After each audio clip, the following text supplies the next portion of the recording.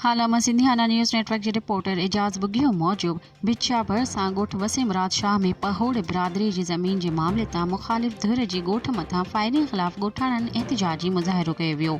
इन मौक़े ते राशिद पहोड़, दोस्त अली पहोड़, उर्स पहोड़, इसरार पहोड़, इज़हार पहोड़ ऐं ॿियनि मीडिया सां ॻाल्हाईंदे चयो त असांजो चाची सां ज़मीन ते तकरार हलंदड़ आहे, जंहिंजो फ़ैसिलो मखदूम हाउस में रखियल आहे। उन जे बावजूद बि 20 खां मथे हथियारबंद माण्हू ऐं ॿिया ॻोठ मथां हला करे फायरिंग कई आहे। हुननि वधीक ॻाल्हाईंदे चयो त असांजो चाचो बाअसर आहे, जेको खून रेज़ी करणु चाहे थो। चाचे खां असां ज़मीन जो हिसो घुरियो आहे त हू असां मथां ॾमड़जी पियो आहे। हुननि चयो त बाअसर पहिरियां बि असां मथां केतिरे दफ़ा हमला कराया आहिनि, जॾहिं त ज़मीन जे मामले जो केस पिणु कोर्ट सॻुड़ीअ में हलंदड़ आहे। हुननि वसवारनि खां मुतालबो कंदे चयो आहे त बाअसर ख़िलाफ़ क़ानूनी कार्रवाई करे असां सां इंसाफ़ कयो वञे।